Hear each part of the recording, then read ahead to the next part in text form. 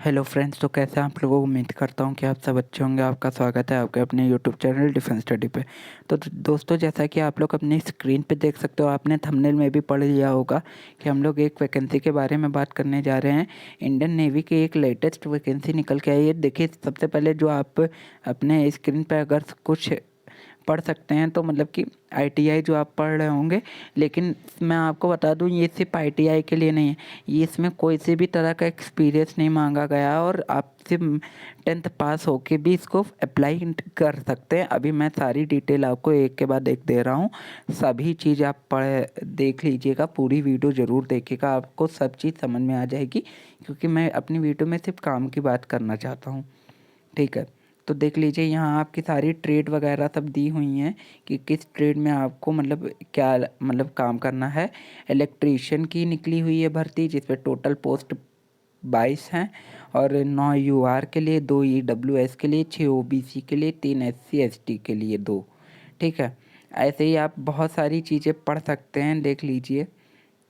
ठीक है, बहुत सारे मतलब कि दिए हुए हैं बहुत पोस्टों के लिए। तकरीबन 275 देखिए पोस्टों के लिए वैकेंसी आई हुई है। ठीक है, और हर हर में मतलब किसी पोस्ट में ऐसा नहीं है कि ओबीसी के लिए या यूआर के लिए या ईडब्ल्यूएस एसटी एससी के लिए सीटें ना हो। हर जगह मतलब कि मतलब हर किसी के लिए हर वैकेंसी में पोस्टें हैं। बस इसमें ही एक ऐसी पोस्ट है, देखिए, मैकेनिकल डीजी, माफ़ कीजिए, फाउंड्री मैन जो होगा, उसमें आप एसटी वाले के लिए 0 सीटें हैं। उसके अलावा कोई भी एक ऐसी पोस्ट नहीं जिसमें कोई अप्लाई नहीं कर सकता। आप किस कास्ट से बिलोंग करते हैं ये कोई मैटर नहीं करता है। जैसा कि पहले भी बता चुके हैं कि नेवी ये सब ज़्यादा नहीं देखती है, कास्ट पे बिलीव नहीं करती है। ठीक है, उसके बाद बात करें तो ये सब तो फालतू की चीज़ें लिखी हुई हैं, इन सब से आपका ज़्यादा कोई मतलब नहीं है। मेन टॉपिक्स की बात करें कि आपको देखिए, प्रोसीजर फॉर अप्लाइंग अप्रेंटिसशिप, मतलब आपको इसमें अप्लाई कैसे करना है। तो आपको जो अप्रेंटिसशिप की जो ट्रेनिंग होती है वो www.apprenticeshipindia.organization वेबसाइट पे मिल जाएगी।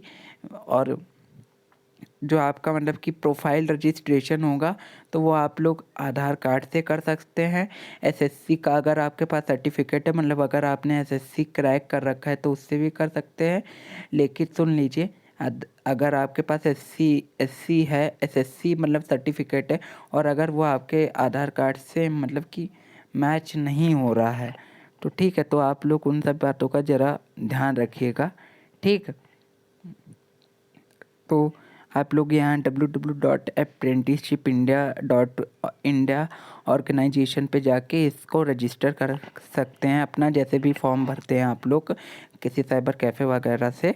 ठीक है, तो क्लिक ऑन रजिस्टर, मतलब ये सब तो वही चीज़ लिखे हुए है कि आप कैसे करेंगे, मतलब सबमिट कैसे करेंगे, वही सब लिखा हुआ है। आप लोग इसको पढ़ लीजिएगा ज़रा ध्यान से। देखिए, फॉर्म आप लोग एक बार पढ़ ज़रूर लीजिएगा अप्लाई करने से पहले। ठीक है, बड़े ध्यान से पढ़ लीजिएगा। मैं आपको सेंड कर देता हूँ स्क्रीनशॉट फॉर्म का। ठीक, take the print out of hall ticket format place at part second on annexure of the advertisement. देखिए, जो लास्ट डेट आपकी है वो 5 दिसंबर 2021 से है। ठीक है, 5 दिसंबर 2021 से पहले आप लोग ये फॉर्म फिल कर लीजिएगा। और इसका जो फॉर्म जो है वो डेट शुरू हो गई है, ये डेट आपकी 2 नवंबर से शुरू हो चुकी है। ठीक है, आप लोग के पास अभी बहुत टाइम है, आप लोग फॉर्म ज़रूर अप्लाई कर दीजिए। ठीक है, फॉर्म आपको ऑनलाइन ही सबमिट करना पड़ेगा, बट पेपर ऑफलाइन होगा आपका। ठीक है, हाँ, अब ये आइए आपकी main cheese, eligibility for applying, मतलब क्वालिफ़िकेशन आपकी क्या होनी चाहिए। देखिए, क्वालिफ़िकेशन में आप देखिए, ऑब्लिक का मतलब होता है कि ऑब्लिक जब लगा रहता है तो आप मतलब इनमें से कोई भी चीज़ से हैं तो आप भर सकते हैं उसको। ठीक है, तो देखिए, आप एसएससी और या मैट्रिक्स या स्टैंडर्ड 10th से हो। ठीक है, तो 50% एग्रीगेट है आपके marks. Minimum passing percentage criteria is not applicable for the candidate relieved during covid pandemic, मतलब कि आपके जो परसेंटेज हैं वो कोई मायने नहीं रखते हैं, क्योंकि कोविड-19 पैंडमिक की वजह से, क्योंकि बहुत लोग के पेपर से नहीं हुए हैं। ठीक है। लेकिन बट थोड़ा सा इन्होंने मिनिमम परसेंटेज दिया हुआ है, 50% मार्क्स होने चाहिए कम से कम मैट्रिक पास, एसएससी और 10th लेवल वालों के लिए, और आईटीआई से जो फॉर्म भरते हैं उनके लिए 65% मार्क्स होने चाहिए। The age criteria for various categories as on, मतलब बहुत सारी कैटेगरियों के लिए अलग अलग एज लिमिट दी हुई है। मैं पढ़ के आपको बता देता हूँ। देखिए, जनरल ओबीसी के लिए आपके लिए एज जो है वो दी हुई है 1 अप्रैल 2001 के बाद आपका जन्म होना चाहिए, और 1 अप्रैल 2008 से पहले आपका मतलब इससे पहले आपका इन दोनों के बीच में आपका जन्म होना चाहिए।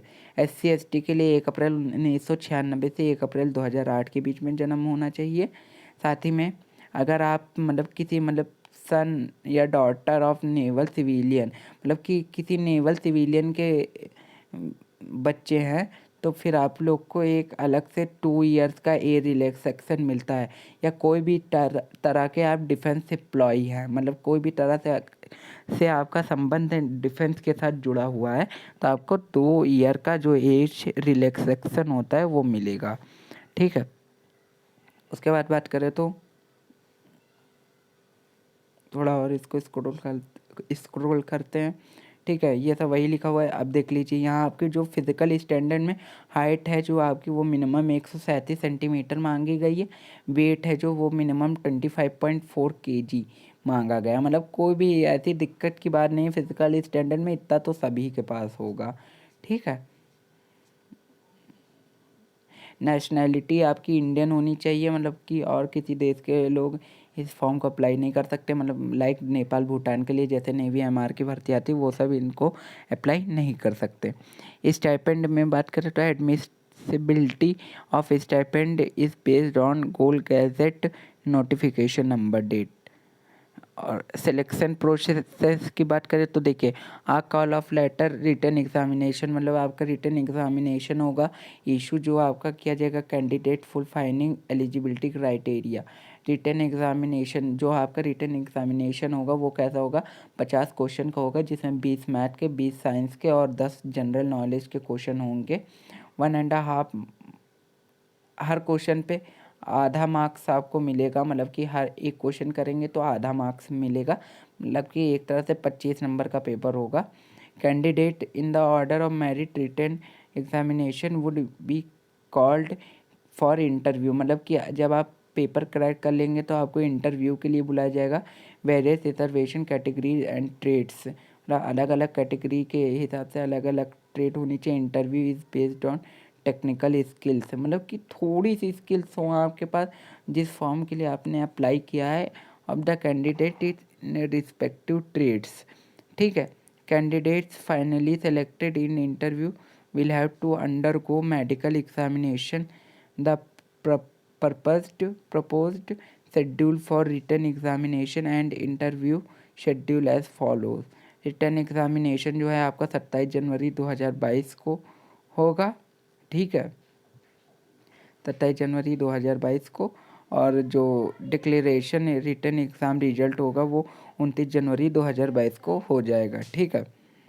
और बात करें इसमें schedule date of interview and medical examination, तो जो आपका मेडिकल एग्जामिनेशन की डेट है वो 7 से 15 फरवरी 2022 रखी गई है। और साथ ही में इंटरव्यू जो डेट्स हैं ये देखिए, आप देख सकते हैं अपनी स्क्रीन पे। इलेक्ट्रीशियंस की जितनी हैं वो आपकी 31 जनवरी 2022 को रखी गई है। और साथ ही में जो आपके पेंटर वगैरह की है वो 1 फरवरी 2022 को रखी गई है।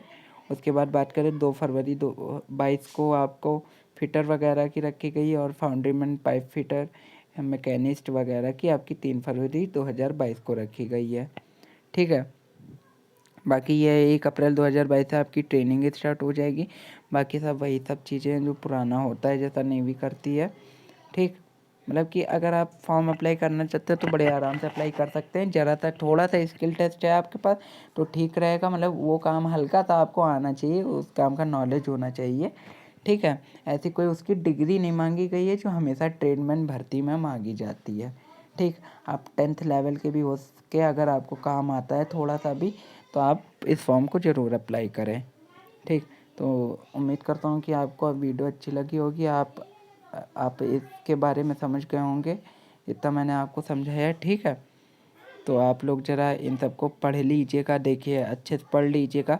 27 जनवरी 2022 देखिए सब चीज़ लिखा हुआ है कि कब कब आपका क्या होगा।